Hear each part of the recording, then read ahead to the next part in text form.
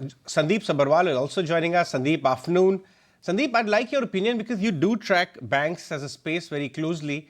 Just yesterday, two small finance banks got listed.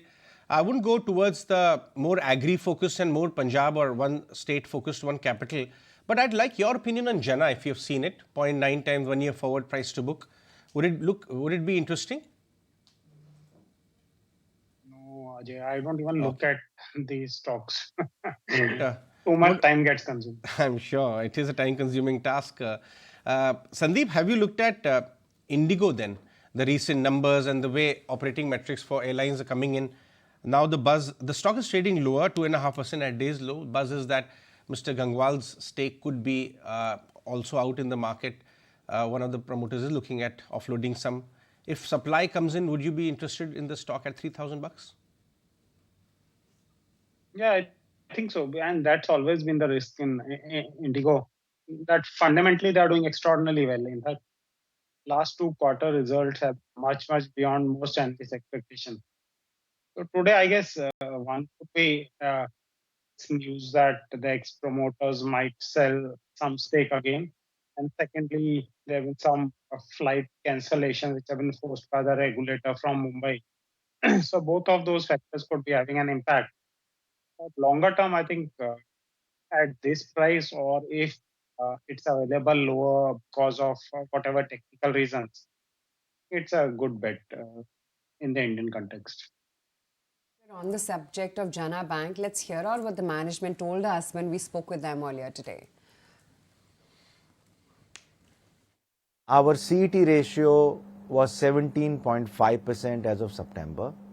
So now obviously it will go into the early 20s, so 20 to 23% odd once we add this capital base too.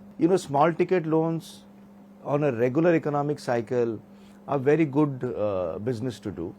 We are seeing 99% collections in everything we are doing now. But Nuresh and Sandip Sabharwal are also with us.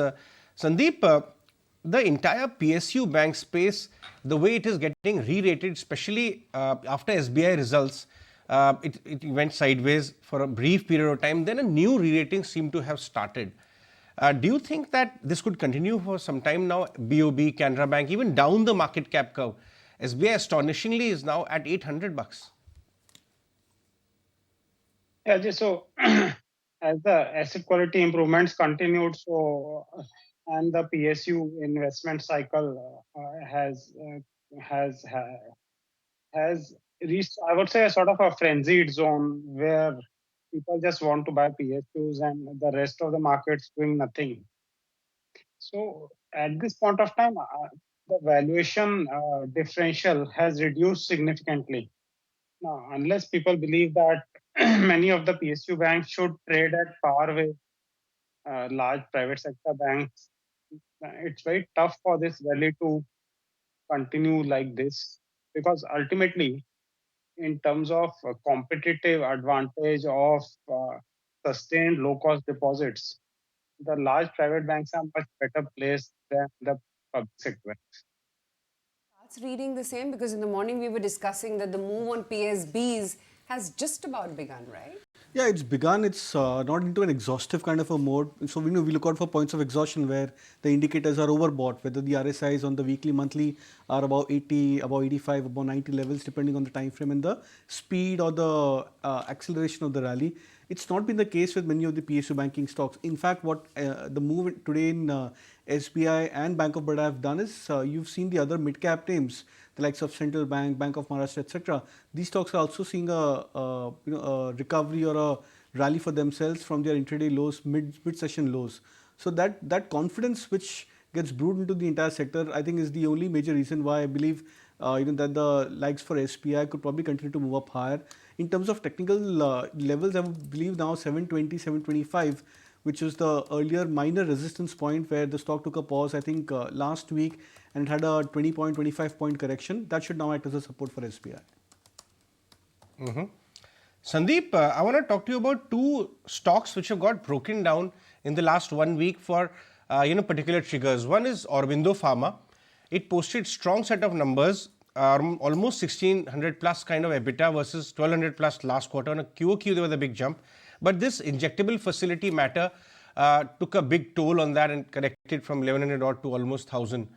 And now it seemed to be stabilizing. The other one is Hindalco, because they also talked about their capex actually going in slower mode, execution delays, etc., impacting return ratios. Stock corrected sharply. Would you be interested in any of these two names at a lower level? Yeah, the pharma sector as a whole has gone through a re-rating driven by lower input costs and better product prices.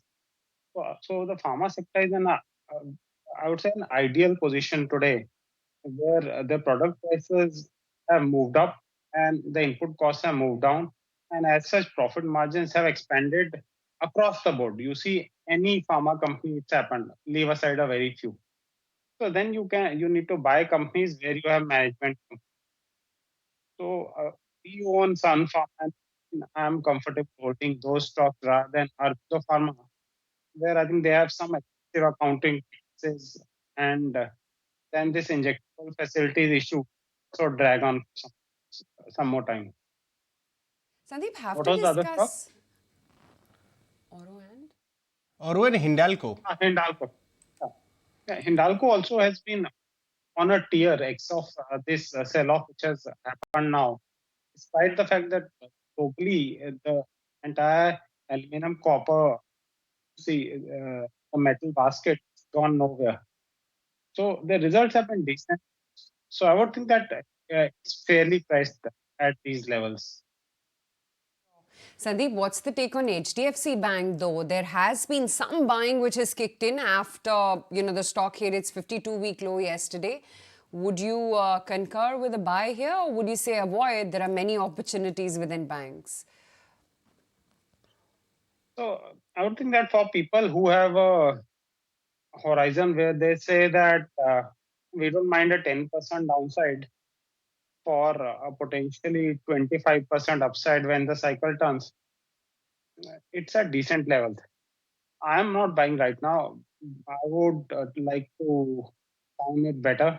I'm not sure whether you'll be able to do that or not, because the overall view also is that the overall market should also correct at some stage and give up some gains. So I think at that time, the underperformers of the previous cycle will continue to fall, and that might give better opportunity. Bigger question is, when will that fall in the market come? Well, looking at the state of this market, it's, the demand for stocks at lower levels, even if it's a flash correction. You were discussing yesterday that it was more like a flash crash, what happened in the PSU stocks. And all of a sudden, you've seen so many PSU stocks coming back and breaking their The very next 3-day, 5-day swing highs. So, and, we are talking of a correction which is 15% to 30% to stocks, and that gets digested very easily. So the appetite of this market is very steep, very high, and not unlike the previous kind of markets where bulls used to be, just be very terrified with a 25-30% correction in stocks, and they used to take a lot of time to make a comeback.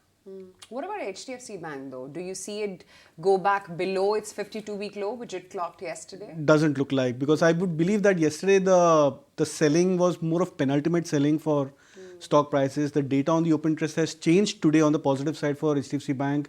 For the first time, you're seeing the stock today making a pattern of higher highs and higher lows, even though it's a very minute kind of a time scale, but at least that breaks the pattern in the chain of downward trend for HDFC Bank. So the data so far is positive, but again, we'll wait out for other private sector banking stocks to start participating. That would probably add more fuel to the rally for HDFC Bank. Look at how Medanta is shot up. Medanta is almost 6% higher, 1400. If you look at the last 1 year chart, you'll see after IPO how this stock actually has started, adding on weight, and the IPO itself saw a very softish kind of a response. Sandeep, do you have any hospital stock in your portfolio? Unfortunately, not. I think they have done very well. Yes, they have indeed. So, see, sub 400 kind of a public issue at 1400 now. Would you be in a panic-like situation, look at adding any hospital stock? You have studied that space? Yeah, we should. Yeah, so I have studied, I've been following, but then those prices never came to levels where I would enter. And at every stage over the last 1 year, we've seen further re-rating. So I think that's the issue now. Most of them are now at 50, 60 plus PE ratio. I think Apollo Hospitals is even higher. So So these are steady growth companies, maybe 12-15% kind of earnings growth. So tough to buy these stocks at this speed. So maybe at some correction or sell off here. Let's talk about some of the consumer names. Remember, we were discussing around the union budget that you have started looking or dipping your feet into some of the consumer names which got badly neglected in the market due to rural weakness, tier 2, tier 3 weakness. Today, there's a note on Jyoti Labs by one of the, I think Jeffries it is, and saying that they're hoping for a rural recovery. The stock is active, Jyoti Labs, not today, but yesterday it was active on the news that Malabar Fund is meeting them. Which are those names which you started looking at right now in consumer?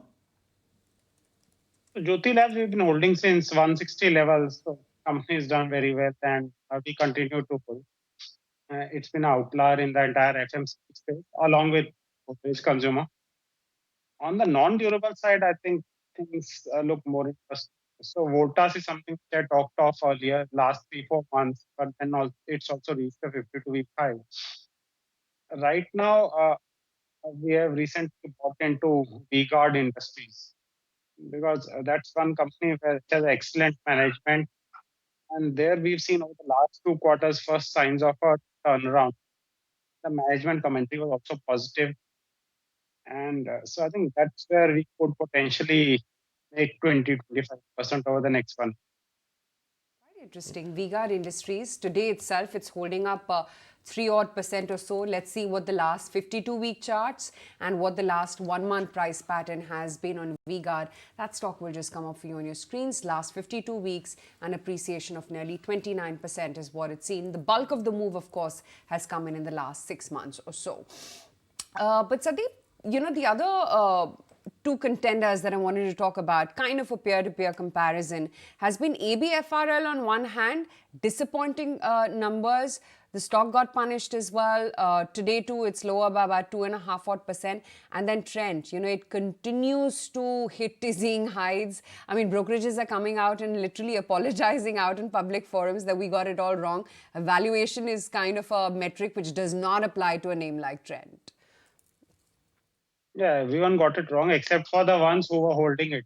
Yeah, There's no way anyone could project the kind of earnings that they have actually delivered. It's an extraordinary performer, I think very good performance by this management. And again, the entire Tata group, if you see the way company on company has been performing, it's really strong. On the other hand, I think the Aditya Birla Group companies have done as well, except for Ultratech Cement. And I think Aditya Birla Retail was going so well till they decided to do a few acquisitions which just bloated their balance sheet in terms of debt, and then the consumer demand plummeted. So I would have thought that results should have been better given that most of the retailers, not only Trent, but some like DMart retail and all, etc., showed signs of turnaround. I think again it's a wait and watch for this company.